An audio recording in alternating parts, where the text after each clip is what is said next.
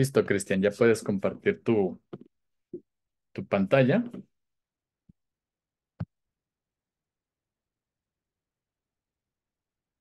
En lo que Cristian comparte la pantalla, antecedentes de Donna Haraway.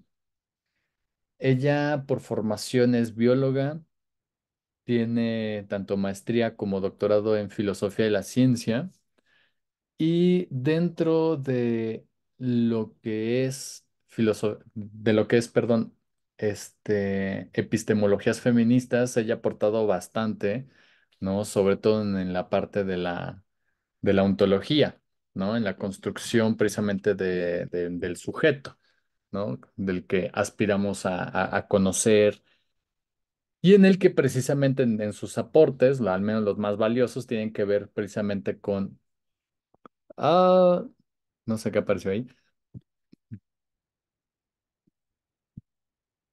tu iPad, ya vemos que tienes Disney Plus. Y ahí apareció Grinder. No es Ah, cierto. estoy batallándole mucho, disculpen. No, No, aquí ya la tenía abierta. Aquí está. No, no es esta. ahí está Donna Haraway. Ahí estaba, ya no sé a dónde se fue. Aquí está. Se cerró. ¿Ya se ve? Sí. Allá se. Sí, la verdad estoy como un poco nervioso, pero sí, danos tu preámbulo porque Ah, no ok. sé cómo me vaya a ir. Nada, te va a ir bien. Donna Haraway es una autora algo complicada, no porque ella como persona lo fuera, seguramente lo es, pero como antecedente, como les compartía, ¿no? O sea, haciendo como toda esta genealogía, ¿no? Dentro de los estudios críticos de género y cómo de alguna manera vamos construyendo los saberes a partir de ciertos posicionamientos, ¿no? El que sirvió bastante en un inicio, como lo habíamos mencionado, tenía que ver con el marxismo, con el punto de vista y cómo de alguna manera se reconocía el punto de vista del obrero, ¿no? Como un punto de vista importante para poder conocer las estructuras o las macroestructuras de opresión. Y si no fuera precisamente por este señor, ¿no? Engels, quien empieza a trabajar con esta idea preciso de, ¿cómo se llama? En la familia, la propiedad privada y el Estado, que las mujeres lamentablemente son esclavas de sus maridos, ¿no? Y que ahí surge un posicionamiento que ya lo vimos, que tenía que ver con el punto de vista feminista o el punto de vista de las mujeres, de ahí que se fundamente, o sea, el punto de origen que aquí en México haya impactado para que existiese estudios de la mujer como maestría, ¿no? E inicia como especialidad en la UAM Xochimilco y luego ya escala a propiedad de maestría, estudios de la mujer y la construcción del Museo de la Mujer en la CDMX, ¿no? O sea, y a mí me parece súper importante que vayan al museo, no solamente como una actividad cultural más, sino como para que se entienda de qué hablamos cuando hablamos del punto de vista femenino, el punto de vista de las mujeres en la construcción del saber. Luego entonces vemos que esto va a problematizarse aún más con esta Sandra Harding, ¿no? Al decir, oye, ¿sabes qué? Bueno, o sea, pareciera que el punto de vista de las mujeres pues traería como una serie de complicaciones a las metodologías porque pareciera que podríamos justificar cualquier estudio únicamente añadiendo mujeres o personas de la diversidad sexual sin realmente tener en cuenta que las metodologías ya existían y no es solamente meter gente y ahí sí pudiera darle puntos a favor a esta crítica hacia la cultura woke, ¿no? Que les recomiendo que busquen, ¿no? De qué se habla cuando hablamos de la cultura woke en el que precisamente está la inclusión forzada. Creo que es el ejemplo por excelencia, ¿no? O sea, la metodología con perspectiva de género no debe obedecer a una inclusión forzada, ¿no? En la que, ay, nada, pues voy a meter nada más a esta población nomás para que no me diga nada, para que no me critiquen. O sea, eso es a lo que está criticando esta Sandra Harding y hace estas distinciones entre metodología, método herramientas o instrumentos, donde precisamente por metodología es la filosofía en la cual tendría que implicar una reflexión de por qué estoy seleccionando a estas personas, cuál es mi relación con estas personas, cuáles son mis definiciones, ahí está mi argumento ontológico, el descriptivo, prescriptivo y evidentemente el normativo. En ese sentido, si cubre estos tres rubros, esa metodología ya puede considerarse como feminista y que no está obedeciendo a una inclusión forzada. Pero Sandra Harding en ese momento histórico está obedeciendo al conocimiento, a la lectura que hace de Gayle Rubin con el tráfico de las mujeres hacia una economía del sexo, donde surge la categoría de género, donde ella la extrae precisamente de los estudios con niños intersexuales, que ya lo había dicho John Money y Robert Stoller, ¿no? Y que ellos decían el género, por también su tradición de psicólogos, ¿no? De su momento, pues que precisamente que el género era igual a lo que decía Watson con la conducta, ¿no? Ustedes tráiganme un cachorro humano, evidentemente no va a decir cachorro humano ese señor, porque eso me lo robo de un poquito del psicoanálisis, aunque también sospecho que no recuerdo autores que hayan hablado del cachorro humano, pero bueno. Tráiganme a cualquier cachorro humano y haré de él un buen ciudadano o un pordiosero, ¿no? Palabritas un poco extraídas de forma cómica de lo que decía el señor Watson. De alguna manera, el señor John Money decía lo mismo, ¿no? Tráiganme cualquier criatura y lo haré hombre o lo haré mujer, porque el género tiene que ver con una construcción social. Gail Rubin retoma la categoría de género y también le agradecemos que haya expropiado también la teoría de los sistemas porque agarra y dice, yo estaría hablando del sistema sexo-género, ¿no? Como un sistema de orden social en el que el género es esta construcción sociocultural que se deposita en un cuerpo sexuado y se le obliga de alguna manera a construir una identidad que los posiciona en desigualdades, ¿no? Y entonces tenemos género masculino y femenino. Ujú, en contra de lo que va a estar discutiendo Gil Rubin en el texto precisamente de Claude Lévi-Strauss, que estaba en defensa del multiculturalismo, ¿no? Que es defensa de que, como se han tratado las mujeres, tendría que respetarse sí o sí porque representa una cultura. Y entonces acá el posicionamiento es, ¿qué pedo? O sea, como que la venta de las niñas tendría que ser como un acto representativo de las culturas. Entonces, qué vergüenza, ¿no? Vamos a ponerlo desde ahí. Y entonces ya llegamos con Donna Haraway y Donna Haraway es muy bonita porque en todo sentido, ya la han invitado varias veces a la UNAM. La primera invitación estuvo contemplada antes de la pandemia en la Inés Morelia. Hay unos amigos que tienen un colectivo de género que ya después se volvió la unidad de género de la Inés. La invitaron, pero ella lamentablemente, oye, ya es una mujer mayor, o sea, o sea, no sé de dónde sacó la foto Cristian, pero... Em, ahí se ve muy joven. Ya es una mujer mayor, Donna Haraway. Entonces la invitaron para el 2019, pero que lamentablemente tuvo como una caída y se lastimó la cadera y no pudo venir acá a México. Luego nos agarra la pandemia y hasta el 2021, creo que en el 2020 sí pudo tener una transmisión. Y bueno.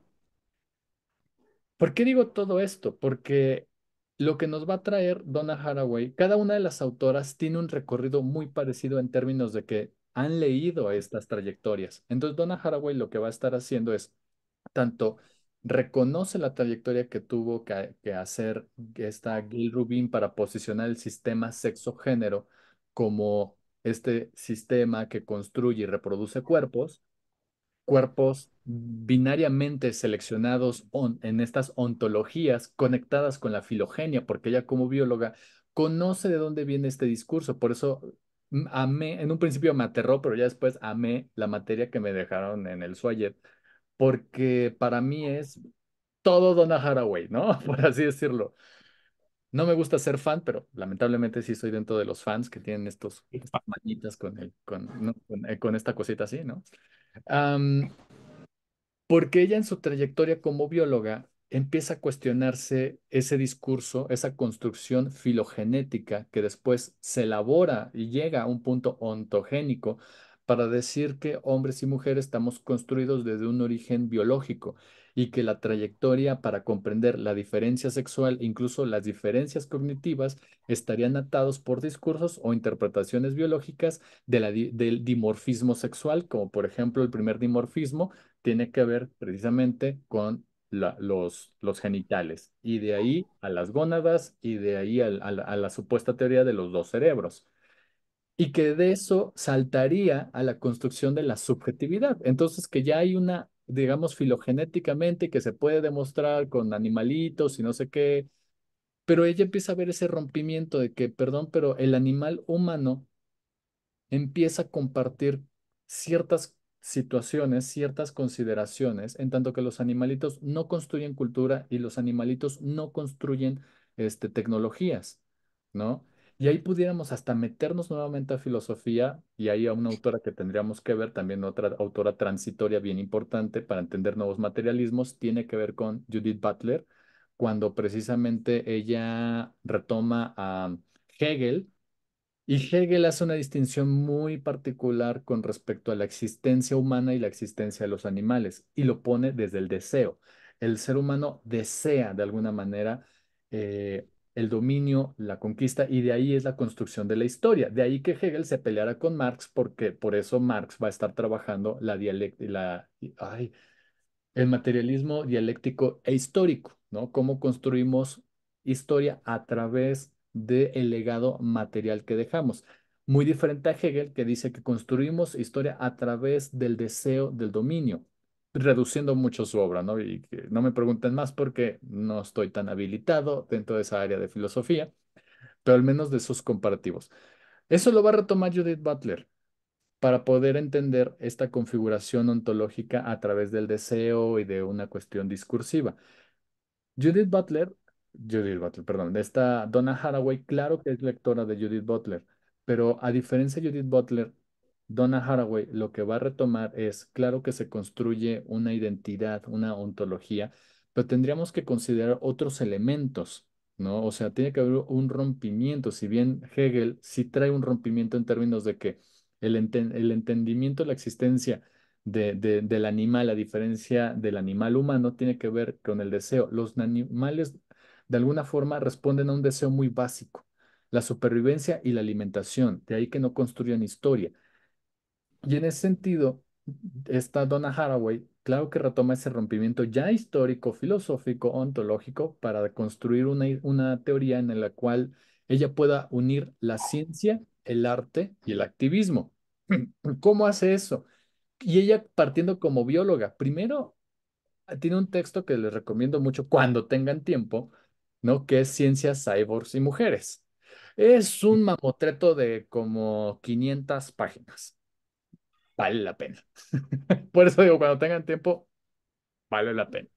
En ese mamotreto tuvo que hacerlo porque en los 80s saca el manifiesto Cyborg, pero nadie le entendía.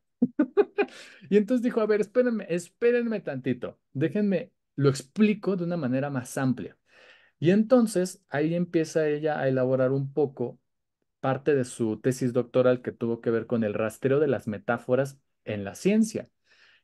Y entonces ella agarra y dice un poco, y ahí ya para que vaya entrando Cristian, en Ciencias, Cyborgs y Mujeres, ella lo que quiere hacer es plantearnos en los primeros dos capítulos la crítica hacia las teorías o a la teorización biológica de las sociedades humanas, es decir, partir de una manera tajante y muy clara la diferencia entre filogenia y ontogenia, en qué sí nos ayuda y en qué nos afecta, en términos de que va a cuestionar totalmente a la sociobiología, ¿no? A esa interpretación de Darwin, ¿no? Porque Darwin, como tal, si bien tiene esta noción de la supervivencia del más apto, y luego mediante estas sociedades capitalistas, industriales, pues se va a retomar con esta propuesta de que sobreviva el más apto y el que más se adapte precisamente al capitalismo y que sea más competente y demás. Donna Haraway lo va a señalar muy claramente.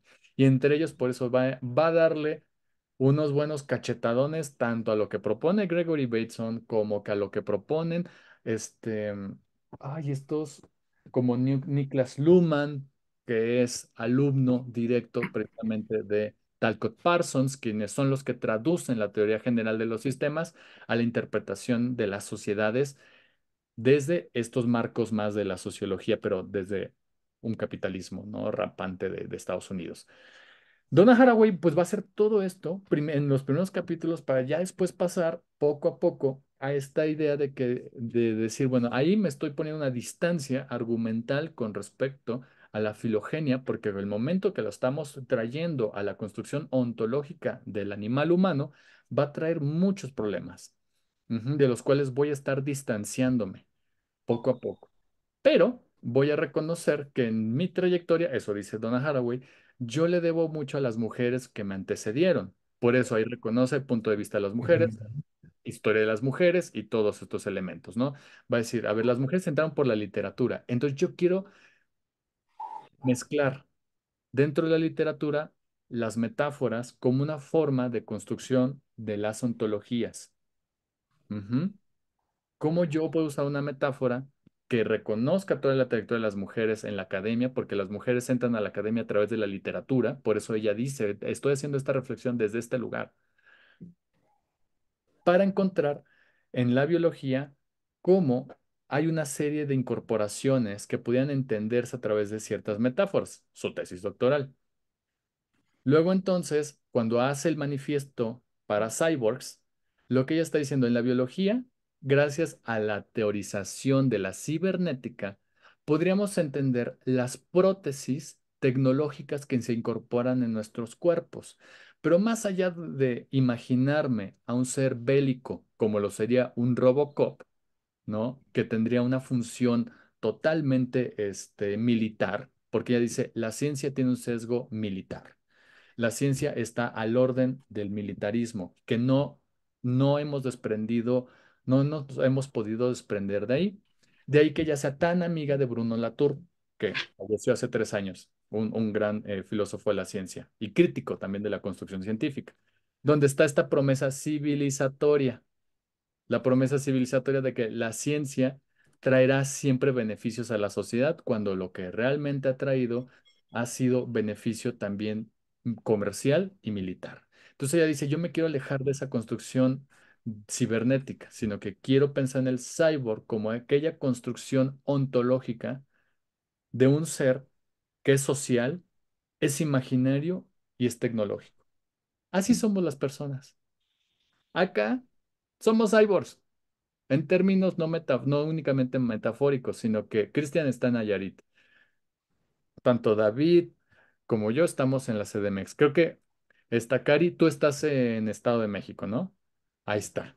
Y Valeria, no sé dónde se encuentra, pero a lo que voy con esta idea es que nos está diciendo, somos seres que estamos intervenidos tecnológicamente y ya no hay nada natural, por así decirlo, desde ese discurso de la ala conservadora que nos constituya, porque estamos intervenidos mediante las tecnologías. Entonces, yo ya no estoy pensando en la ontología hombre-mujer, femenino-masculino, sino una ontología mucho más amplia que pudiera explicar una realidad fuera del binario. ¿Se entiende hasta acá? Ok, eso es un reducto porque en el doctorado sí fue, chútate la saga Donna Haraway, ¿no? Luego entonces van a surgir otras pensadoras que pudiéramos leer, como por ejemplo del feminismo chicano, ¿no? Gloria Anzaldúa, ¿no? O hay otra feminista, no la tengo aquí, lamentablemente se me fue de la cabeza, pero que trabaja precisamente desde Donna Haraway, y entonces ella dice, a ver, las mujeres chicanas somos cyborgs en tanto que ni somos mexicanas ni somos estadounidenses, perdón, y entonces estamos viviendo unas dualidades y bla, bla. Entonces va rompiendo totalmente la idea de que la construcción del conocimiento viene de los binarios. Y con esto ya termino, perdóname, Cristian, porque ya viene.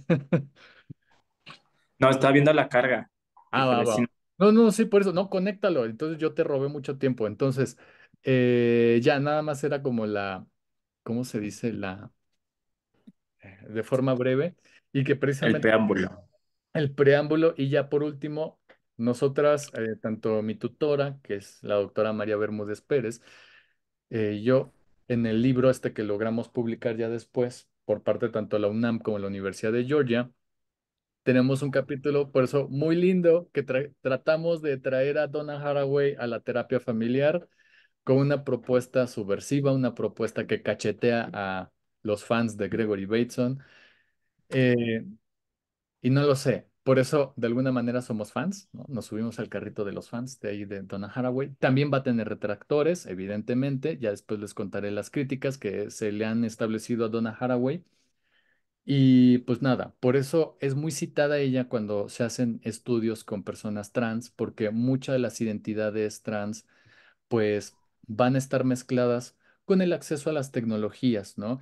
Y que no nos anclemos que la identidad trans obedece únicamente a eso, sino que se le reconoce a este acceso a la biomedicina como parte de posibilitar una identidad, ¿no? Entonces eso me parece bien interesante porque de alguna manera también cumple con lo que decía un activista, no recuerdo bien su nombre, igual y Cristian la conoce, que decía que al final todas somos trans y lo que hacemos son puros transvestismos, ¿no? En términos de que vivimos una serie de situaciones en las que intervenimos todo el tiempo en nuestros cuerpos, desde que nos inyectamos, desde que nos operamos, entonces no tendría que ser algo exclusivo de las personas trans y eso hace que las incorporemos y rompamos con esos falsos separatismos con las personas trans, ¿no? Porque a final de cuentas, todas estamos viviendo en esas transiciones, todas estamos viviendo estas modificaciones a nuestros cuerpos, no tendría nada de diferente sus existencias a las nuestras, ¿no? Entonces, bueno, listo, con esto. Terminó el preámbulo. Yo sé que es mucho más complejo hablar de todos estos autores, pero fue como un preambulito ahí para ustedes, ¿no? Entonces, bueno, ahora sí, Cristian, todo tuyo. Ay, pues hola, buenos días. Sí, creo que voy ahí sí meto la pata, me ayudan. Sí, se me hizo como un poquito pesada, como no pesada en el sentido densa, sino como muy filosófica, ¿no? Entonces es como algo alejado a mí, pero después como que le empecé a agarrar el rollo y la verdad se me hizo como muy bonita y bueno, bueno, les voy a hablar sobre el conocimiento situado, que Donna Haraway lo ponía como la subjetividad en el investigador, ¿no? Y ahorita vamos a ir viendo como qué son cosas ahí, ¿no?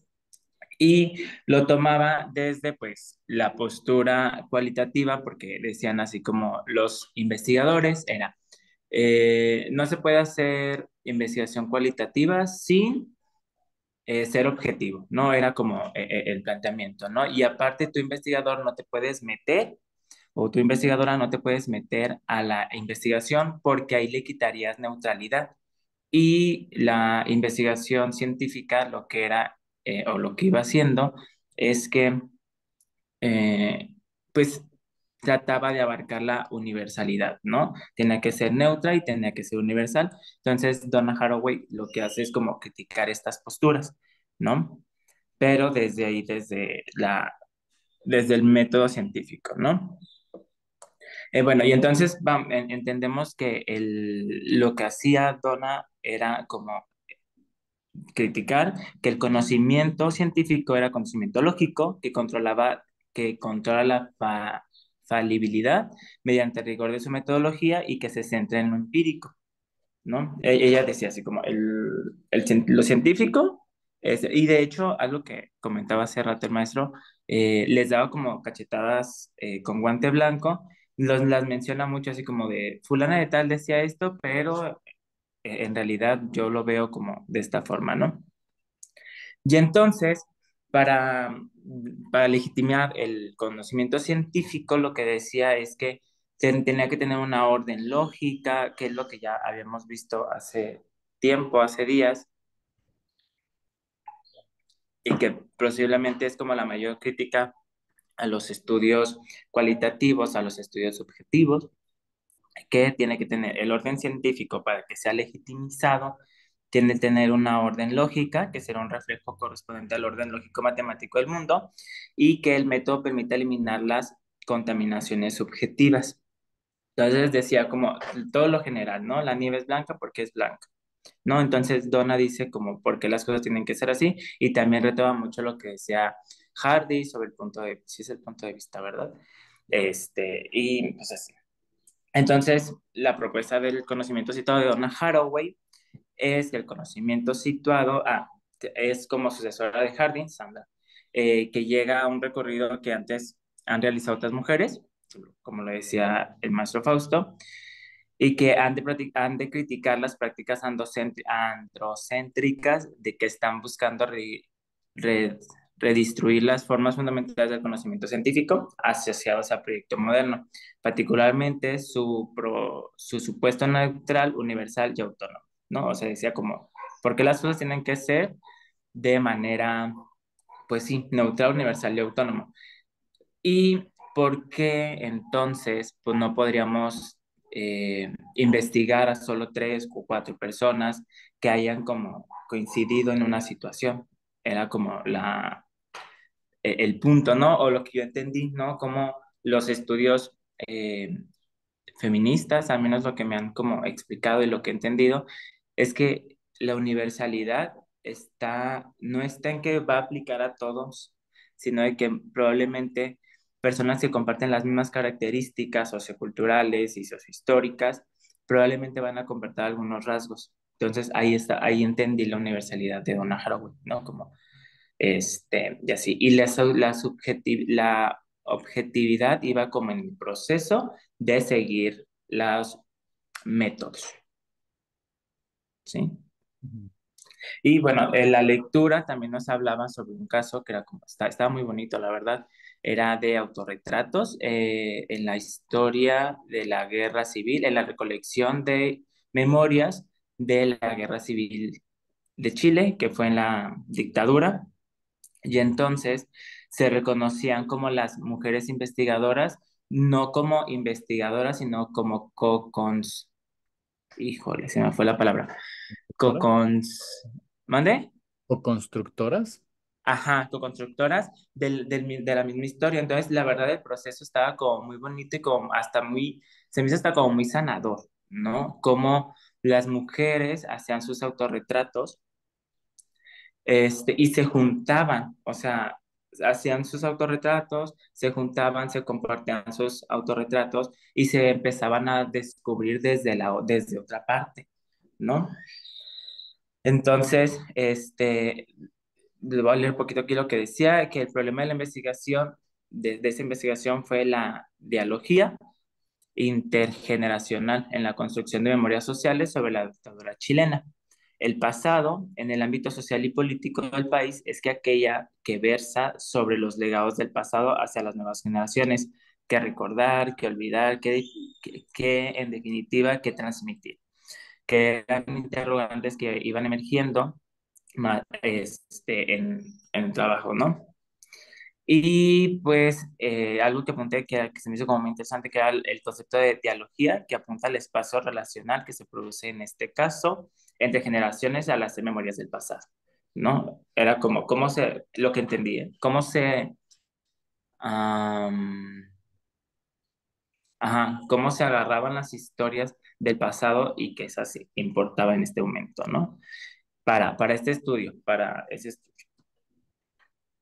Y bueno, aquí hay algo muy interesante que, bueno, no sé si lo conté después, que era la memoria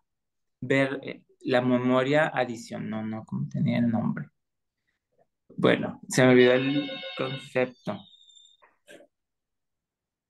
se me olvidó el concepto. Ay, espérame. Dale.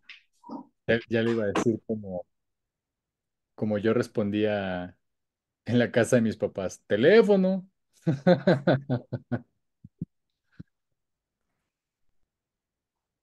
Entonces, sí, había como una memoria que era una memoria fuera de nosotros, que era la memoria que en este estudio se hizo para recuperar la memoria de los tíos, de los hermanos, de las personas que vivieron con ellos y con ellas, más bien con ellas, porque eran mujeres, con ellas el proceso de la dictadura, ¿no? Que era la memoria de los otros, ¿no? Pero que también impactaba en eso. Entonces, pues así.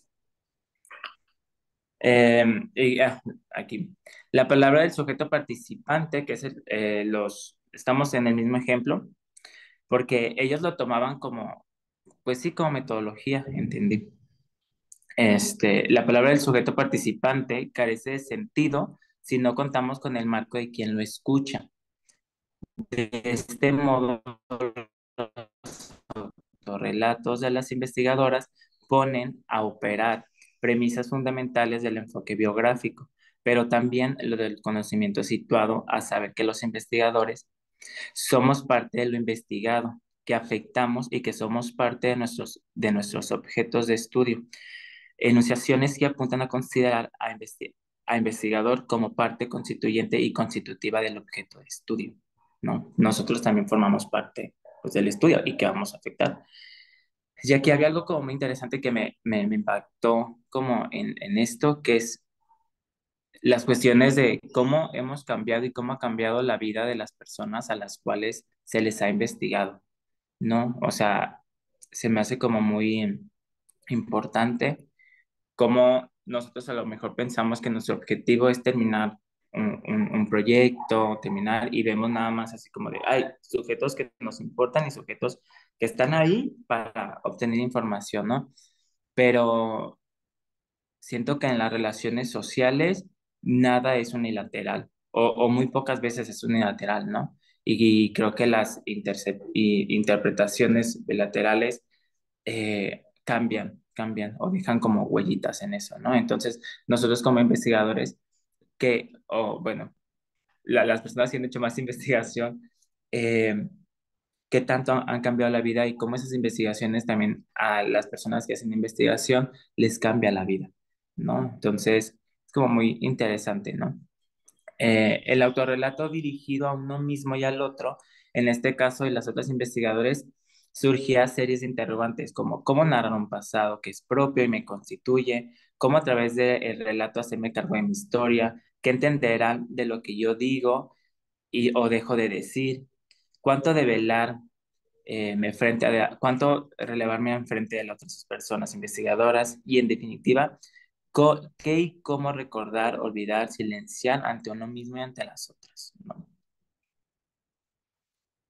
La memoria habitada por otros. Eso era lo que les comentaba hace ratito, ¿no? Que en estos autorrelatos, además de compartir mi memoria, también les pregunto. No necesariamente es que les preguntaba, sino que les decía, las interacciones sociales pues están siempre presentes. Entonces, algo que nos comentaba, no sé, cuando llega nuestro compañero de casa o cuando alguien está, que llegue, cómo nos dice cómo le va su día, pues eso también es en la memoria del otro, ¿no? A lo mejor no es la misma situación, porque aquí era de guerra, pero también es como esta persona está viviendo una situación y yo como también la encarno. También hablaba sobre algo de encarnación, ¿no? Que el conocimiento encarnado. A manera de conclusiones, es del primer, ¿cómo se llama? Del primer documento, es que el conocimiento situado se define como una perspectiva epistemológica que reconoce que el conocimiento es construido desde una posición particular, influenciada por factores como la experiencia, la cultura, el contexto social y político del investigador o investigadora. En lugar de buscar una supuesta objetividad neutral, el conocimiento situado reconoce la subjetividad inherente a la investigación y aboga por la consideración de múltiples puntos de vista. En los conceptos que hablan esta teoría fue lo de la objetividad, el realismo agencial, las intervenciones modestas, que esto, que Donna Haraway estaba leyendo un poquito como más, no me metía tan adentro porque se me hizo como algo denso, la verdad. Y hubo un momento en el que de verdad entré en caos porque dije, no estoy entendiendo nada. Así como de, ¿por qué? O sea, ¿qué me está pasando, no? Entonces sí, tuve como que recurrir a otras cosas. Y bueno, los conceptos que manejaba Donna Haraway como en este trabajo era la objetividad, el realismo agencial, las intervenciones modestas, que también tiene un trabajo que es ay, se me fue el nombre, el testimonio, testigo modesto. Los objetos y los espacios fronterizos, comunidades de prácticas y trabajo de articulación, el concretismo desplazado, el método feminista, la ciencia como conocimiento social y los cruces fronterizos y las estrategias narrativas. y pues el conocimiento situado y el cyborg, ¿no? Que hace rato nos platicaba el maestro Fausto, ¿no? Entonces, sí habría que hacernos esta pregunta, que igual sería como una actividad, preguntarnos si la objetividad científica es sinónimo de neutralidad, ¿no? Como para nuestros trabajos, sí, sí.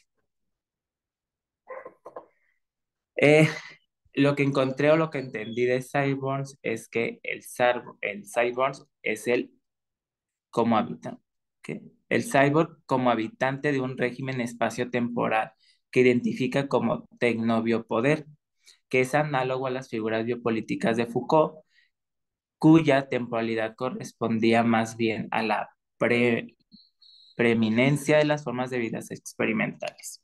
¿No? Lo entendí, sí, lo entendí, más sencillo.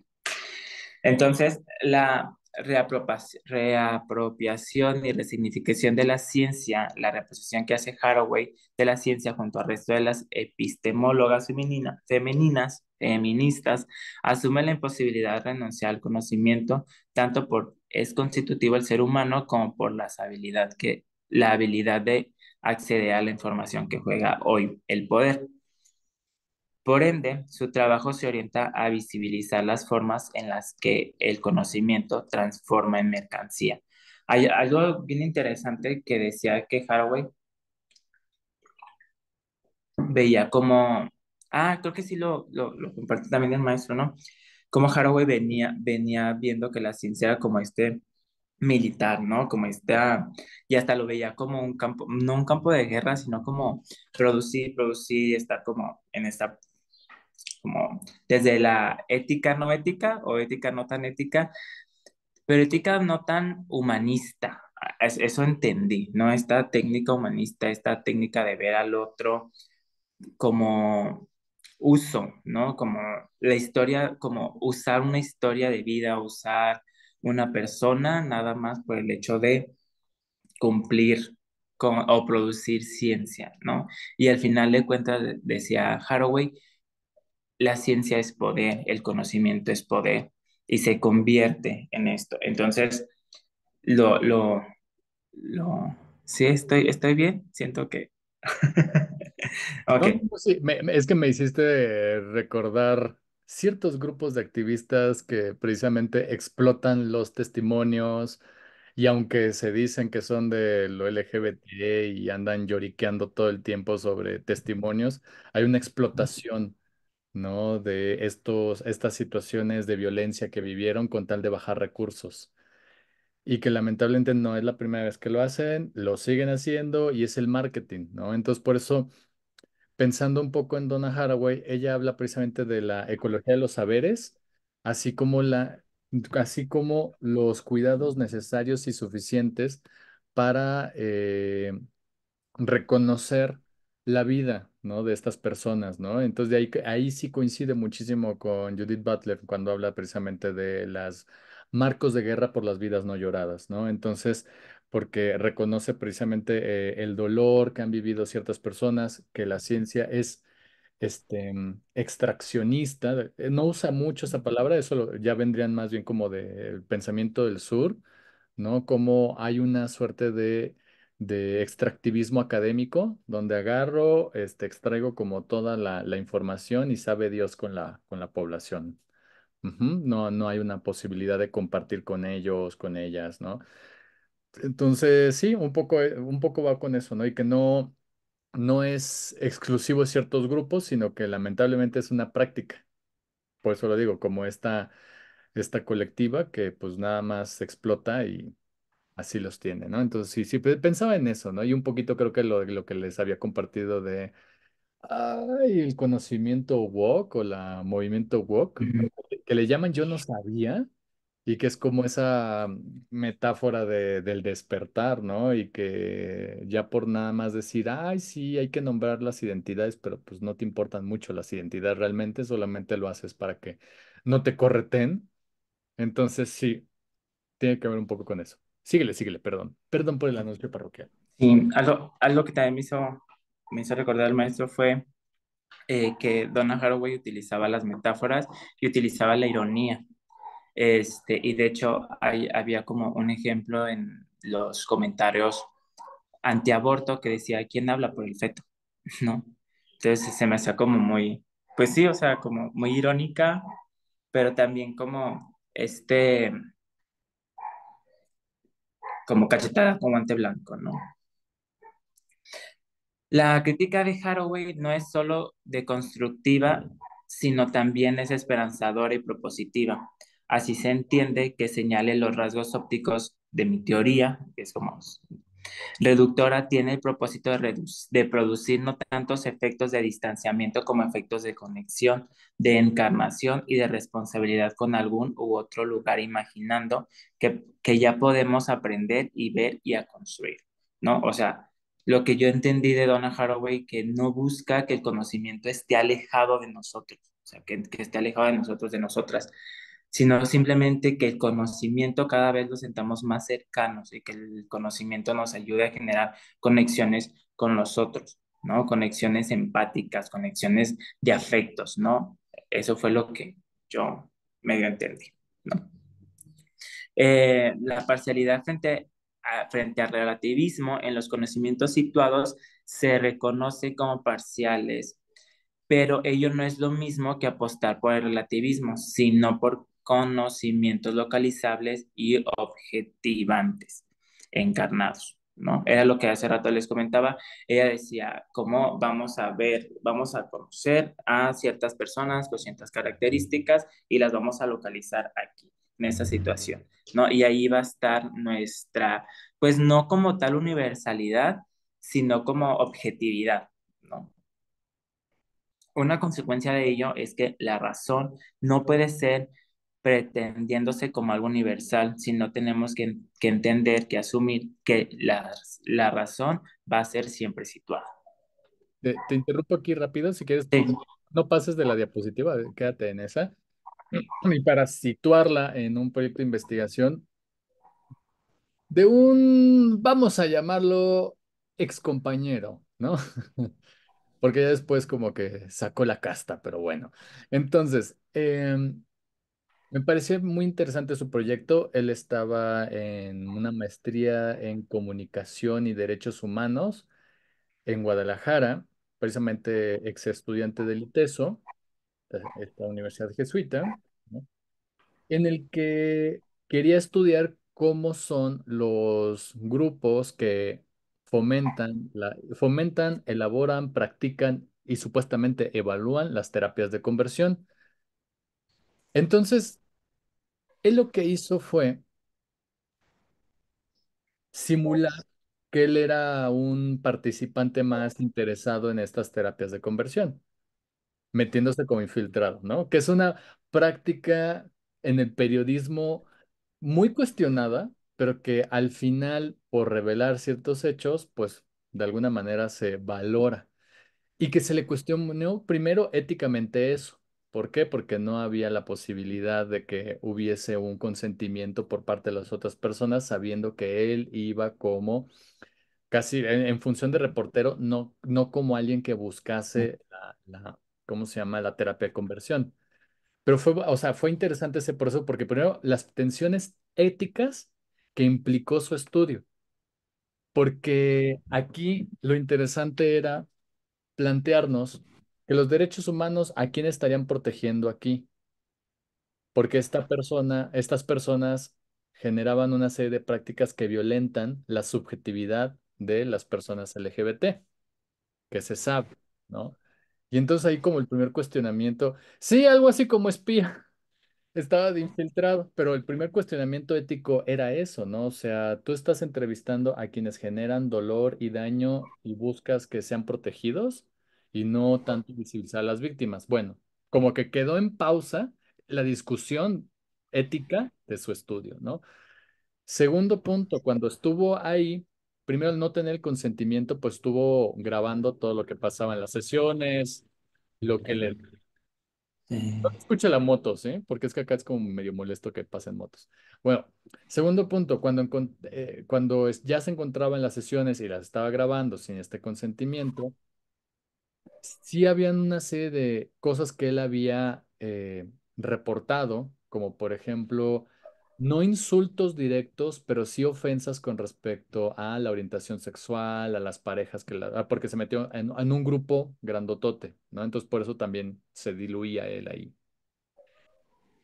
Y entonces le decían desde el discurso del relativismo, y yo quiero que se entienda esta parte, porque los estudios desde acá están en contra del relativismo cultural, porque el relativismo cultural defendido por autores como por ejemplo Kenneth Gergen, lo que dicen es de que deben ser defendidas las ideas, palabras, historias, pensamientos de cualquier tipo de persona, por el simple hecho de ser persona y por el simple hecho de pertenecer a un grupo.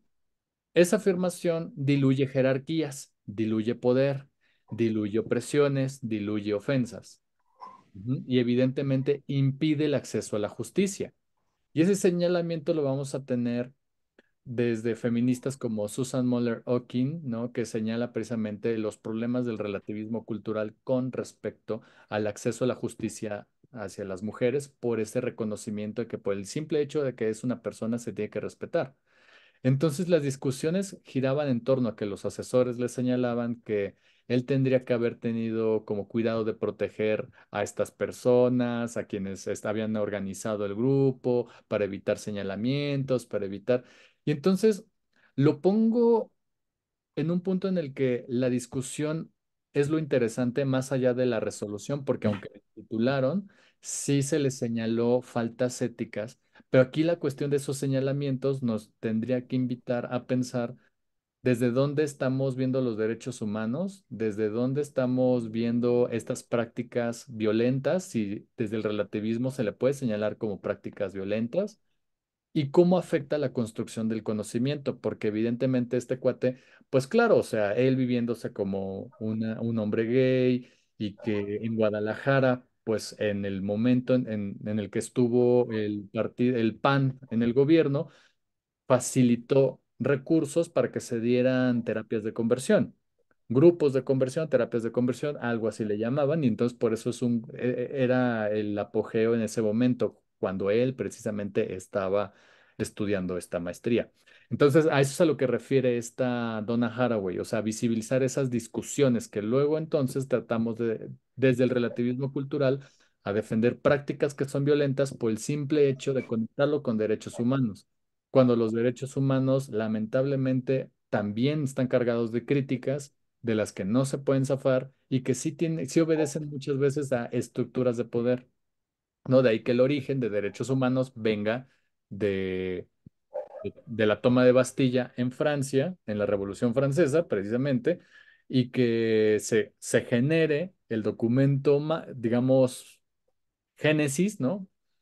Que es los derechos del hombre y del ciudadano, y que desde ahí se le señala todos los sesgos que pueden traer los derechos humanos. Entonces, acá precisamente en la crítica que se le hacía a este estudio de este cuate, que se posiciona como un joven gay que le puede afectar a él y a la comunidad, LGBT, la existencia de las terapias de conversión y él el propósito de su estudio era visibilizar que existen estas prácticas que están mal hechas y que se dicen un montón de dogmas, mientras que los tutores defendían el derecho humano al anonimato, el derecho humano a pedir consentimiento informado y a proteger las creencias de las personas que están vendiendo estos cursos.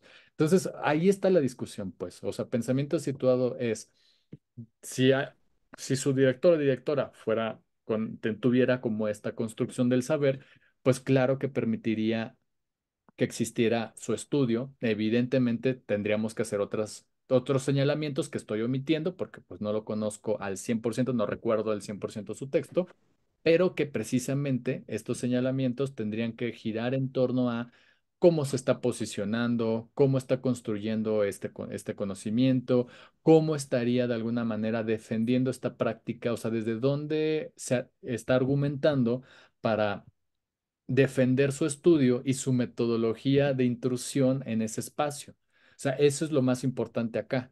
Más allá de que es que no les pediste el consentimiento informado, pero pues ellos son los que están generando violencias. Y acá la cuestión desde posicionamientos situados es señalar las violencias que se viven desde la identidad.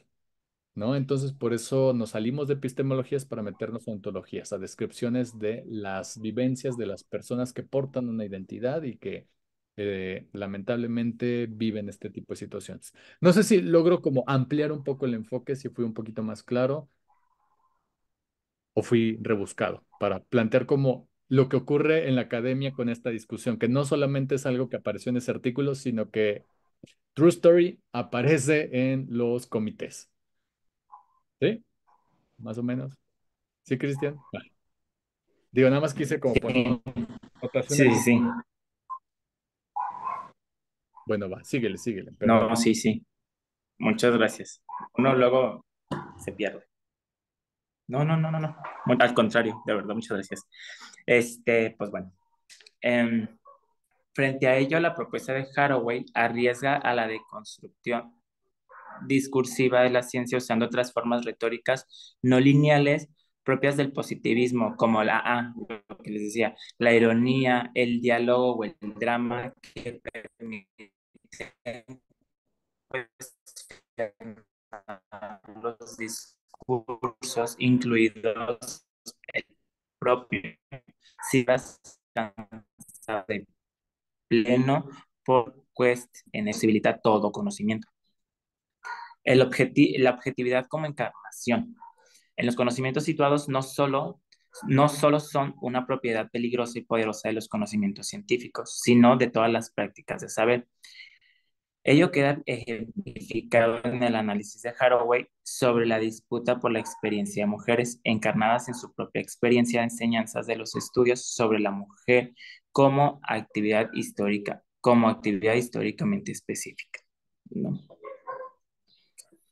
Con eso en mente, la autora reclama que todo conocimiento está situado, pero asumirlo positivamente es la forma de ejercer la objetividad feminista como objetividad encarnada.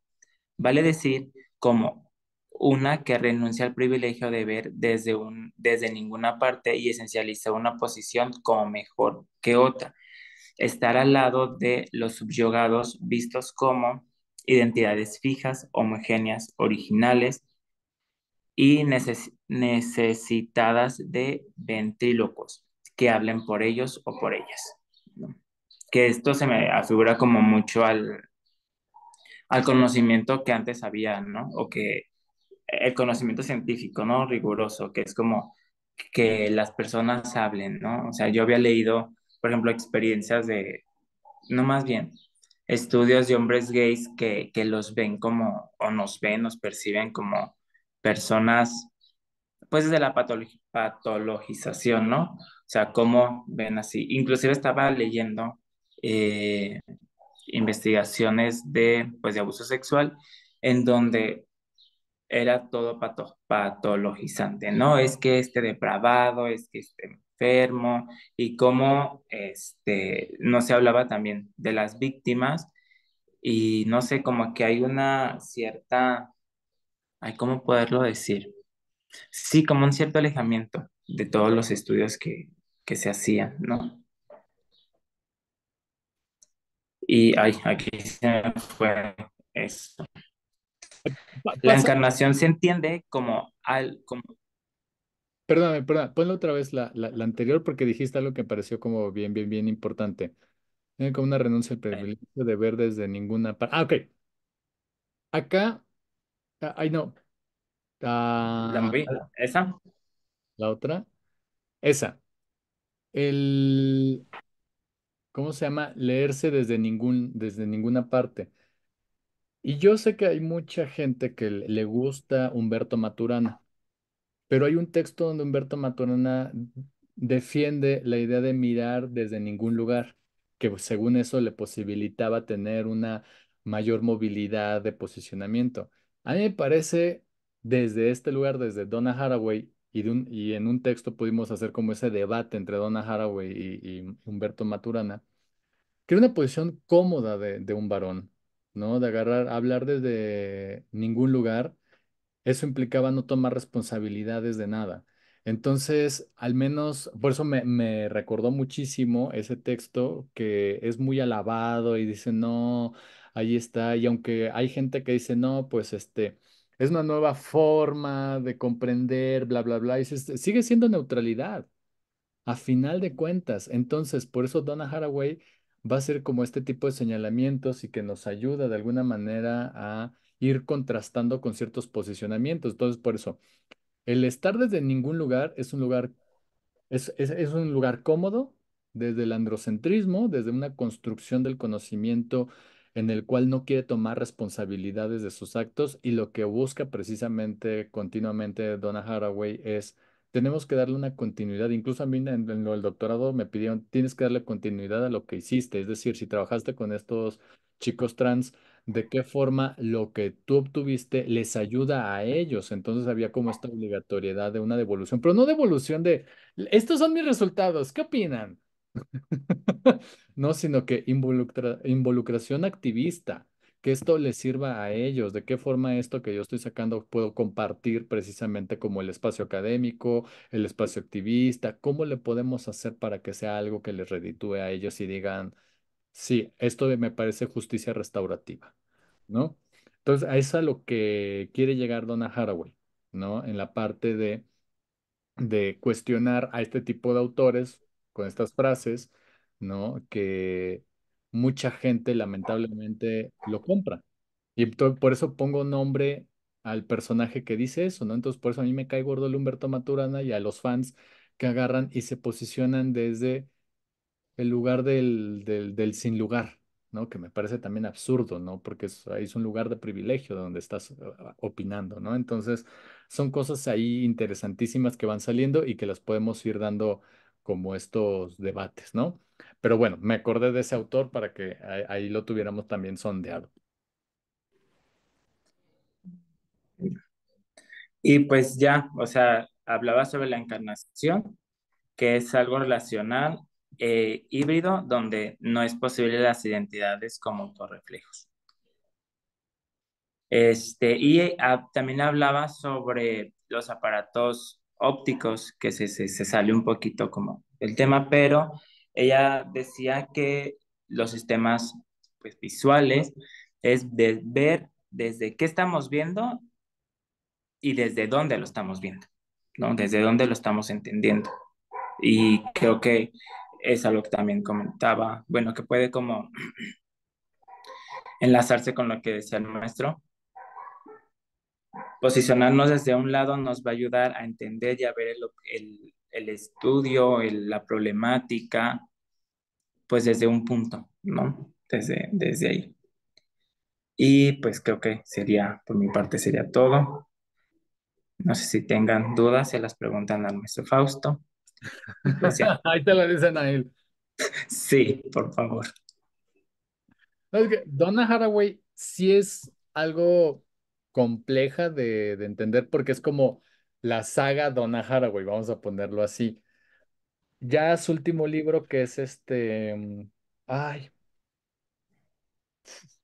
que es el de Seguir con el problema, que salió antes de la pandemia, en el que ella de alguna manera trata ahora de salirse de la idea del cyborg porque se popularizó muchísimo. O sea, a tal grado fue el alcance de sus ideas que como en varias entrevistas ella ha dicho que se ha hecho feminista y científica por la ciencia ficción, porque también es fan de la ciencia ficción, am, mencionó que adora a este Hayao Miyazaki, sobre todo su película favorita fue La princesa Mononoke. Y entonces, como que esa declaración pública de su fanatismo por el anime, por la filosofía oriental y todo eso, en un anime que se llama Ghost and Shield, sale un cameo de ella y la vuelven lo que ella siempre ha dicho que es un cyborg. O sea, está increíble. O sea, les voy a poner la imagen de Donna Haraway en anime. O sea, porque la tipa la aman. Entonces, bueno, ese es el dato como ñoño, ¿no? De un fan desquiciado de ella, como yo. Por un lado, por el otro, cuando ella está hablando precisamente de lo de que quiere zafarse un poquito de la idea del cyborg, porque precisamente a ese grado llegó de popularidad, Ella actualmente trabaja desde la idea del Cthulhuceno, trabajando una reflexión en torno a que la, las extinciones que estamos viendo actualmente de los animales ya no tiene que ver con eras cíclicas de un cambio climático que se ha dado por pues una cuestión atmosférica, sino que por la intervención humana. Entonces, cuando ella hace referencia al Cthulhu, no está haciendo referencia a la obra de P.H.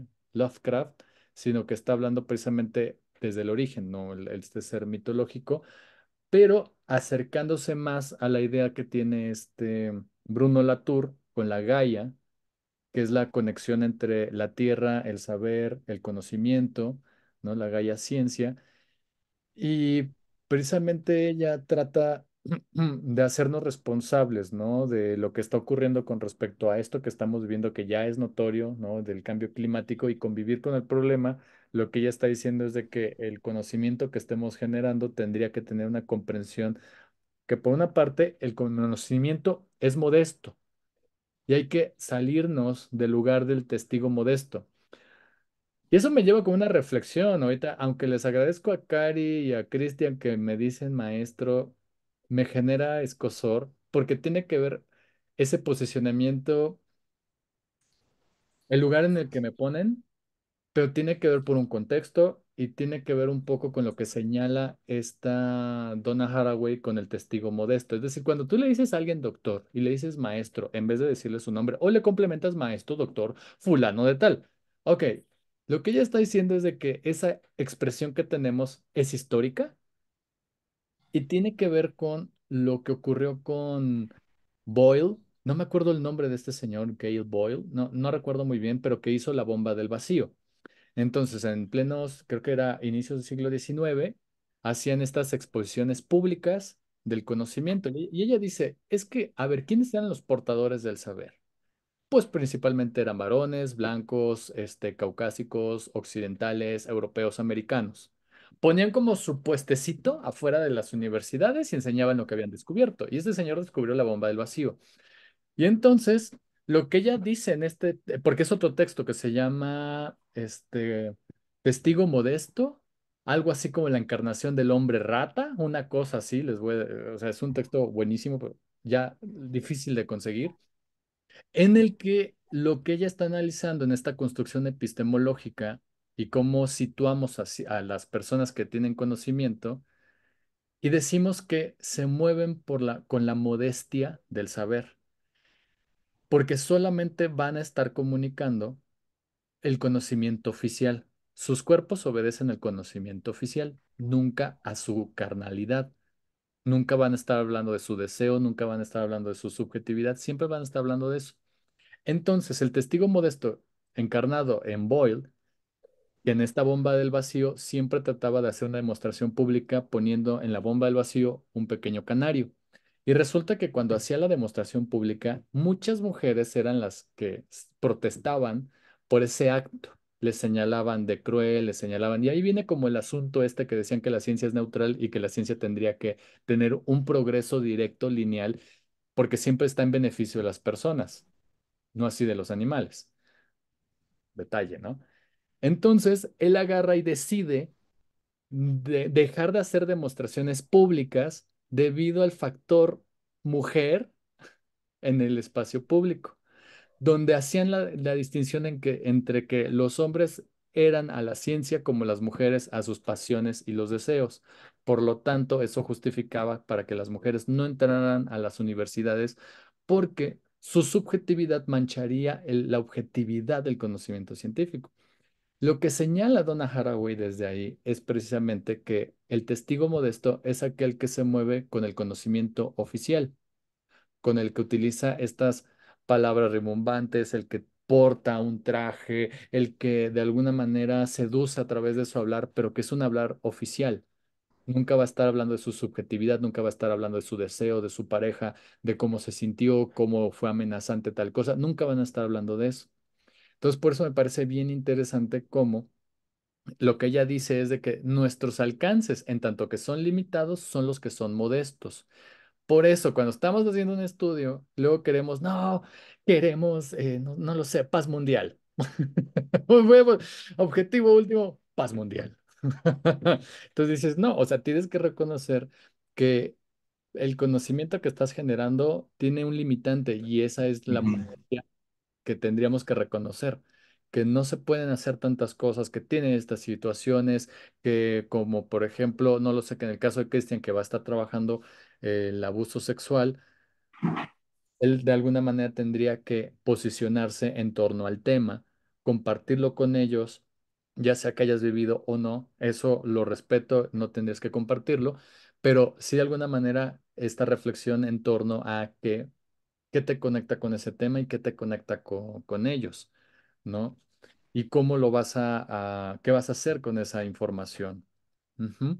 Porque si es un tema, no, no es un tema como, es un tema delicado, es un tema que valdría la pena reflexionarse muchísimo para evitar la interpretación de un extractivismo, ¿no? Que digan, es que, o sea, te hablé de un testimonio desgarrador para mí, que tal vez tardé años para comprender lo que me había pasado, para ponerle nombre, te titulas, publicas algo, ya no estás con nosotros, o sea, ya no, o sea, ¿sabes? Entonces ahí la reflexión ética sería cuál va a ser el beneficio directo para ellos y que no sea como contribuir al conocimiento científico porque creen que eso es algo que les va a beneficiar a ellos, porque la verdad, o sea, te titulas y luego ¿qué pasa?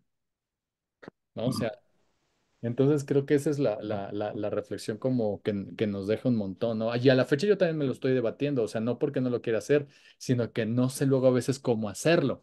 Y se vale ponerlo ahí porque tienes que acercarte con la población y decirle, ¿cómo le puedo hacer para que esto te ayude a ti?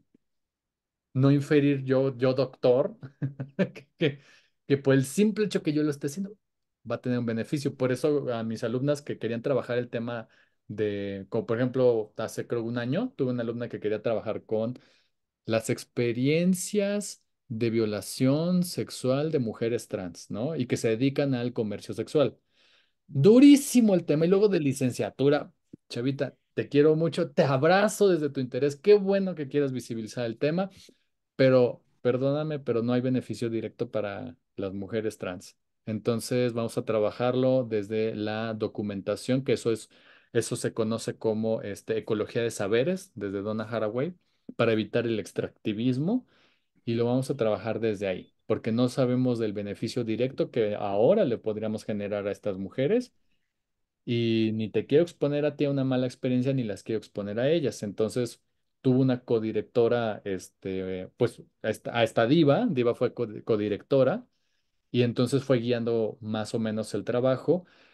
Y digo más o menos porque tampoco le puedo yo, asignar más responsabilidades porque es un trabajo honorario, ¿no? Entonces, no quiero cargarla de trabajos que no le van a generar una cuestión económica. A mí me parece importante ese reconocimiento. Entonces, Diva estuvo trabajando con esta chica y al final, pues, fue muy disfrutable porque, pues, Diva ya con otro proceso de vida, con otras comprensiones, con otras formas de compartir, pues, de alguna manera también le ayudó a ella para que tanto se involucrara en el tema, tanto con una mujer trans, que desde su propio testimonio comenta que vivió una situación así, que ya lo tiene elaborado y que conoce a mujeres trans trabajadoras sexuales, le está comentando, le va guiando en el tema y a la vez está protegiendo que la investigación no sea extractivista y por eso estaban revisando o estuvimos revisando documentales sobre el tema. Entonces, sí, por eso es como una reflexión así bien potente, decir, ay, ay, ¿por dónde nos vamos? Porque alguien diría desde la ciencia, si no produjiste algo porque los documentales ya existían, eso no es ciencia. Entonces, ¿cómo de que no? Cari, tú querías decir algo. Yo quería decir que por eso te llamo maestro, porque construyes todo el conocimiento en todas las clases, de verdad nos enseñas. Pero más allá de eso, O Fausto o la reflexión, lo que quieras, pero sí, sí, o sea, desde acá, desde ya tener como esta reflexión, dicen, ay, como que se siente uno la roña. Ay, pero, Pero por otro lado, yo también te conozco de manera personal, entonces estoy entendiendo porque a veces me cuesta mucho trabajo seguirte, vas muy a prisa, que entonces esta parte del conocimiento tendría que ser lo que tú ya sabes en tu expertise acerca del tema, que evidentemente lo dominas, pero también una parte de lo que tú incluyes como persona. Entonces, tendríamos que abrirnos, creo que en la presentación de Cristian decía hasta dónde abrirse, hasta dónde contar tu historia, hasta dónde exponerte, ¿no? Entonces, en esta construcción, maestro, ¿tendríamos que hacerlo en una investigación? Wow, qué buena pregunta.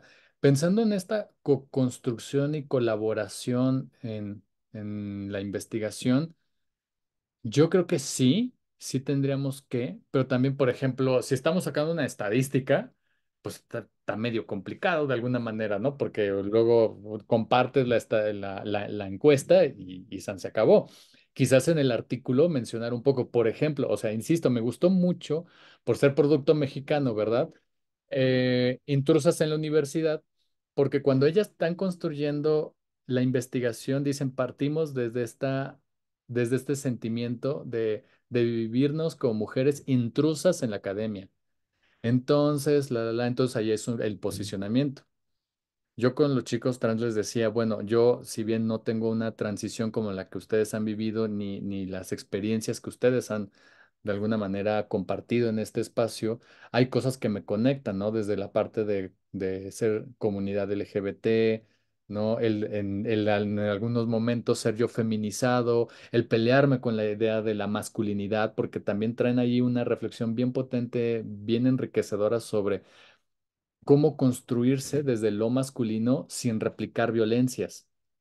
Cómo van construyendo esas críticas, quiénes serían modelos ejemplares. Entonces, al compartir desde ahí, porque sí, cuando estaba en ¿cómo se llama? En los grupos focales, una de las experiencias era que yo como terapeuta estoy muy acostumbrado a platicar con las personas, a conectar cierto sentido, pero me sé desde un lugar de poder porque estoy dirigiendo, sé a dónde vamos, porque tengo una pregunta de punto de origen y ese punto de origen trato de respetarlo, ¿no? Pero estoy coordinándolo. Y en me puso mucho trabajo. O sea, sí, el primer grupo fue difícil para mí porque yo decía, es que no controles, es generar la conversación y es compartir con ellos. Ya en el segundo grupo, teniendo la primera experiencia, ya para el segundo fue más fluido porque ya de alguna manera ya tenía como todo lo vivido y ya les compartía como mis propias inquietudes, incluso hasta esta parte de tener cuidado de malgenerizarlos. Y entonces me decía, mira, si se te va algún pronombre, no pasa nada, o sea, no nos cuides de más. Y entonces ahí yo me iba del otro lado, ¿no? Tratar de cuidar demasiado, y eso es paternalismo, y es todo ¿Y, el debate. y hasta dónde es válido, por ejemplo, en una plática así, que tú platiques experiencias de pacientes que ya tienes? Órale. En un momento Ay, así que, no sé, hablo, alguien de te dice, pacientes no hablo, o sea, en términos de vivencias, todo, es que coincide como nunca ajá, eso sí con nunca el coincide. tema, como nunca, o Ujú. sea, no, o sea, no entró a cabida, pues. Si alguien, punto, uno de ellos me hubiese preguntado, oye, tú como terapeuta, ¿has visto en terapia a chicos trans? Sí, sí he visto. ¿Cuál ha sido tu experiencia? Pudiera decir eso sin mencionar, es que fulanito con apellido de tal ubicado tuvo este problema. No, pero si hubiese surgido la pregunta, seguramente sí, lo hubiera como comentado, ¿no? En algunas, pero nunca surgió. Y entonces como ahí la fluidez del grupo dependía totalmente de ellos, pues evidentemente era lo que me costaba trabajo, pero era reconocer que debido a toda mi trayectoria, pues yo estoy acostumbrado a moderar grupos, estoy moderando acá con ustedes. No, estoy moderando las terapias, estoy moderando otros grupos en los que doy talleres de forma presencial. Claro, y entonces acá que yo no que yo tenía que bajar la participación para más bien fomentar una interacción entre todos, pues sí fue como súper reto, porque es visibilizar lo que en otros espacios está totalmente invisible y me hubiesen aplaudido, moderaste muy bien el grupo, sacaste la información que necesitabas y acá era, pues no, chavo. Y en un grupo como ese, ¿das terapias o das como ideas de cómo tienen que hacerle o para dónde? No es que, como por ejemplo, a ver, para hacer como la distinción, en terapia Ujú. familiar, un instrumento que tuve que buscarlo fuera de la terapia familiar era la entrevista circular. Hay enfermeras que convirtieron esa entrevista circular en tanto que tiene una potencialidad metodológica para construir un espacio de información, ¿no? Y también de colaboración, porque la entrevista circular es un poquito el de, a ver, tú, Cari, ¿qué opinas de lo que mencionó Cristian acerca de Valeria, por decir algo? Entonces estás como conectando personas, haces un poquito ese ejercicio. En terapia familiar, pues pasa porque pues traen al cachorro humano y entonces ¿a quién le impacta más lo que el cachorro humano hace, ¿no? Entonces ya cuando dice algo y vas conectando, Es que usted cuando dijo esto, tú", entonces vas así, pero todo lo estás moderando tú. Si bien lo traje para acá desde la instrumentación de las enfermeras que hacían investigación, también tuve que tener el debido cuidado para que no se interpretara que yo estaba sacando información, sino que más bien era una forma para argumentar una moderación. Aunque hay mejores instrumentos, ya después me di cuenta. Pero, pero bueno, es que es lo que te deja luego tener una formación muy psicológica, ¿no? Luego Entonces, no los compartes. sí, lo que se pueda y lo que necesite. Bueno, no sé, algo que quieras agregar, David, eres el único que está en anonimato, estás en modo ninja. En la oscuridad, en las sombras. En las sombras. No, Ajá. más bien, sí, o sea, más bien me resuena un poco cómo, cómo encaja a veces en esta maquinaria de producción de mercancías, ¿no? Porque pues al final los artículos y las producciones pues terminan siendo algún tipo de mercancía en relación, ya lo comentabas tú en un inicio, ¿no? En relación a las posibilidades de puntaje, de crecimiento que te dan en una institución, pero que se traduce, por supuesto, que en una ganancia económica o en una ganancia social en términos de reconocimiento, etcétera. Y a veces creo que detenerse como a preguntarse o a tomar una postura más política, ¿no? Como para tratar de cuestionar este extraccionismo o cuestionar el alcance, o más que el alcance, el beneficio para quién, si para uno como investigador, ¿no? O en realidad para generar, digamos, un cambio en las realidades de las personas, ¿no?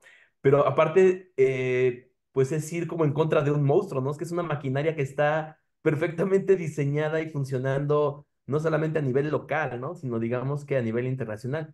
Entonces, me ha parecido muy interesante cómo se han ido generando como trincheras, ¿no? Que han servido como puntos de oposición y en algún sentido, pues, que han permitido sí generar este levantamiento de la voz, ¿no? Dentro de la misma maquinaria, porque es cierto, han incrementado de manera impresionante, ¿no? Los escritos justamente desde estas posturas de los grupos que a lo mejor quedaron como callados o que quedaron doblemente invisibilizados, ¿no? Y que ahora se ve desde acá, ¿no?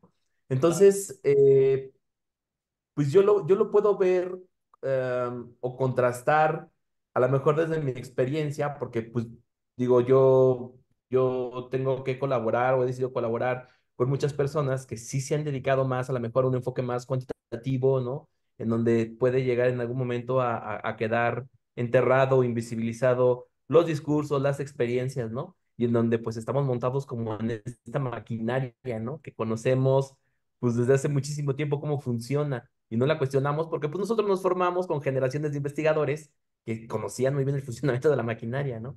Entonces, para Claro. mí sí ha sido, digamos, revelador en el sentido del posicionamiento político, ¿no? Y en el sentido de cuestionarse o reflexionar los para qué, que van más allá de solamente presentar los datos o generar una investigación, ¿no? Sino creo que en este sentido ya no puedes despegar o separar a todo este aparato subjetivo o personal del investigador del posicionamiento que tiene y de la actividad o de la praxis que realiza, ¿no?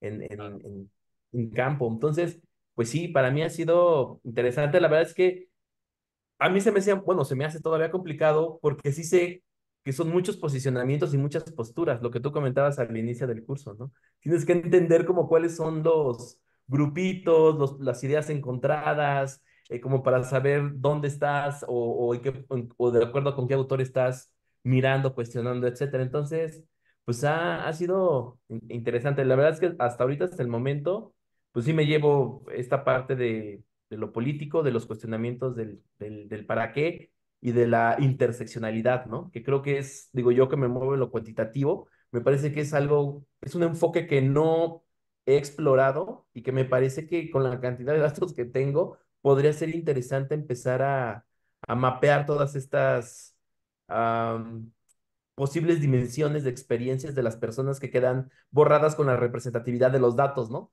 De todo el género de la población, pero que por supuesto que siempre hay datos que quedan en los extremos de una distribución, por ejemplo, y que es ahí donde a veces están las realidades, donde se refleja pues la opresión, el sufrimiento, la violencia, etcétera, ¿no? Entonces, pues creo que ahí vamos. La verdad es que sí me ha gustado, me ha interesado. Yo creo que sí, después de este curso, si tienes otros espacios, pues a lo mejor sí me gustaría seguir trabajando un poco en esta parte, ¿no? Si mi salud mental da para otros, claro que súper bienvenidos porque si luego uno se queda, como tú bien dices, ¿no? Mira, también, o sea, hay cosas que hay que entenderlas también desde lo discursivo y la realidad, ¿no? Porque también, por ejemplo, uno diría, no, si estas feministas de avanzada tienen su revista Debate Feminista de alto impacto. Y que te la cuenta con aceite. Entonces, o sea, también está, o sea, están parte de la maquinaria porque hay negociaciones que hacemos, ¿no? O que se hacen desde esos lugares. Entonces, sí hay colaboraciones con la estructura y yo creo que tiene que ver con esta reflexión más del feminismo liberal que evidentemente del radical, ¿no? Que trata de arrancarlo desde raíz, pero también hay que visibilizar que sí hay estas colaboraciones, ¿no? Entonces también, porque luego yo, digo, bueno, ¿y ahora qué hago? ¿No? O sea, que tengo esta lectura de alguien que vive en la CDMX y es blanco, delgado. ¿Y qué hago con eso? O sea, me echo ácido, maltrato mi cuerpo para que vean que yo también desprecio mi cuerpo. Más bien, ¿desde dónde estás tomando como esa responsabilidad de lo que representas? ¿No? Entonces yo creo que tiene que ver desde ahí, ¿no? Entonces, y también aceptar que vamos a tener como estos mismos sesgos, ¿no? Y esos cuidados necesarios. Por eso trato de ser como muy meticuloso, muy cuidadoso también, y, porque se me van a pasar alguna serie de cosas, ¿no? Entonces, también hay que recordar ese tipo de cosas, ¿no? Porque muy guameros y muy de, ay, del marxismo, y ahí andan súper metidos en el SNI, súper metidos en la producción, están arriba, o sea, están en el tren del mame, entonces que no vengan que son puristas de Marx absolutos y criados por Marx, maman Marx, todo el día. No, no me vengan con eso, ¿no? O sea, porque yo estuve ahí. Entonces, pagan impuestos, entonces no me chingan con que no sé qué, la revolución, están pagando impuestos, ¿no? Entonces, que no me vengan con hipocresías. Entonces, hay que también considerar que estamos hay una serie de negociaciones de lo que es permitido, de lo que los temas, de alguna forma, cada vez se van incorporando con esta crítica social. O sea, qué bueno, hay un avance, o sea, vamos de poco a poco quienes estamos desde un posicionamiento liberal político, no tanto hacia económico como la porquería de mi ley, o sea, para nada irnos por allá, pero sí como comprender que hay una serie de negociaciones en estas transiciones de cómo estamos haciendo investigación, ¿no? De ahí por eso ya el CONACYT ya es CONACHIT.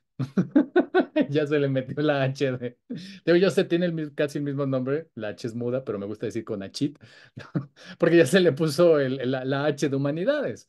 Entonces, yo creo que tiene que ver como la consideración de estos temas, ¿no? Porque luego uno decía, bueno, ¿y ahora qué haces, no? O sea, a final de cuentas, en esta parte de producción, si está sirviendo para visibilizar condiciones de temas que no estaban y que ahora estás en una revista de alto impacto, y aparte te pagan por eso, qué chido, bienvenido, ¿no? Si no, bueno, si no logramos aspirar a eso, ok, qué mal, habrán otros espacios, pero bueno, ya hay un avance para ir incorporando los temas dentro de ciencias y humanidades que antes no era visible. Entonces, como que eso está padre, ¿no? Entonces, por eso diría que, ok, no nos vayamos muy a lo purista, porque ahí tienen debate feminista y es difícil publicar con ellas, ¿no? Entonces, no nos hagamos las locas de que no, no, aquí pura de calle. Estamos en la academia y perdón, pero sí tenemos todos estos sesgos y a ver cómo estamos trabajando con esos, cómo nos estamos haciendo responsables, es lo importante. Entonces, precisamente, porque también Donna Haraway, una de las críticas que se le hace es esa, de que es académica, privilegiada, cis, heterosexual de Estados Unidos. Y entonces ella trata de incorporar precisamente y compartir los espacios de escucha, de reconocimiento también de todos los privilegios de los que de ella deviene y está posicionada. Entonces, eso también es lo importante. ¿Y va a haber gente que se enoje? Sí. Y es comprender de dónde viene ese enojo, pues. Y que probablemente, y ahí sí me voy un poquito con guiño, guiño, una profesora de psicoanálisis, pongo la anécdota para que se entienda. Me acuerdo una vez, estaba yo en su cubículo como cachorro humano esperando mi calificación. Y ya saben cómo son los psicoanalistas, tienen como este porte, ¿no? Ahí está ¿cómo se llama? Testigo modesto, ¿no? Callados, serios, todos. Así, ¿no? Viendo, nada más en silencio y yo como cachorro, temblando. Y llega un chico, abre la puerta del cubículo, muy enojado, y le dice, ¿cómo se atreve? Me reprobó, no sé qué. Y entonces esta mujer se le queda bien. Y como psicoanalista otra vez. Ujú, ujú. ¿Terminaste? Sí, te veo en el extra. Bye. Y yo, ay, o sea, ni berrinche puedo hacerle. Bueno, y entonces me dice, ay, Fausto, te quiero decir algo. No sé qué vio de mí, no sé qué vio en mí, pero esa persona no soy yo. Esa frase la tengo desde la licenciatura. Hay algo que precisamente estamos viendo en el otro, porque en la realidad tal vez no lo es. Claro, porta privilegios, claro, pero necesariamente tenemos que ver qué está pasando con ese individuo. O sea, yo puedo decir, ok, tengo estos privilegios por todo, pero no soy más allá de eso, no estoy gozando así como mis billetes por investigador. Creo que no. No es así la realidad. A ver, listo. Me hablan de, ay no, de que me quieren dar un seguro. ¿Cuál seguro? Me quieren robar mi dinero. Chis del banco. Ahí está. Entonces, tiene que ver con esa parte, ¿no? Comprender que algo están viendo también otras personas. A menos que sí, que maltrates a la gente, que trates mal. Ah, bueno, ya están viendo la realidad de que es una porquería. Pero si no, bueno, está reflejando también la realidad de la situada que ellos y ellas mismas están viviendo, ¿no? Y es comprensible, es abrazable, pero entender que eso que vivieron no soy yo. Yo no soy el agresor. No, yo, Fausto, yo no estoy haciendo eso. Entonces es lo que cuesta mucho trabajo, ¿no? Por eso, de hecho, tengo varios grupos de amigos que se han ido saliendo de grupos que ellos mismos se enamoraron con feministas. Primer error. Y segundo, porque empezaban a vivir como este tipo de reacciones que son muy comprensibles, pero también entendieron que ellos ya no pueden estar ahí para comprender los espacios de las compañeras. Que aunque ellos no sean los agresores, están viendo en este proceso de violencias que han vivido a ellos como los agresores. Ellos no lo son, pero entonces es cuestión de retirarse de los espacios, respetarlos, comprender dónde están situados y cada quien hacer sus activismos también, ¿no? Para comprender ese dolor ajeno. Yo creo que desde ahí, cuando ya uno va viendo cositas estas de construcción de paz y demás, ¿no? Entonces, sí, todos estos textos por eso nos invitan también a llegar a un punto medio, situándonos de nuestros privilegios y comprender el dolor de la otra persona, ¿no? Entonces, bueno, no sé si haya ayudado esto que acabo de confesar, de decir. Va. Bueno, pues si no hay más, nos vemos la siguiente semana. La siguiente semana, anuncio parroquial, hay una presentación de un compañero que trabajó precisamente, y creo que lo conoces, Cristian, se llama Lenin Zamorano, ¿no? Ah, bueno, de Lenin. Entonces, me gustó su proyecto, entonces a ver qué nos puede platicar él de lo que él sacó. se acaba de titular del doctorado en psicología en la UNAM. Entonces tiene ahí como tema interesante y además tuvo como una de sus tutoras tanto a Tania Rocha como a Chauvin. Entonces creo que es una experiencia muy linda la que puede compartir. Bueno, cuídense mucho. Yo me voy a tomar agua que ya me dolió la garganta. Bye bye. Gracias, Adiós. bonito.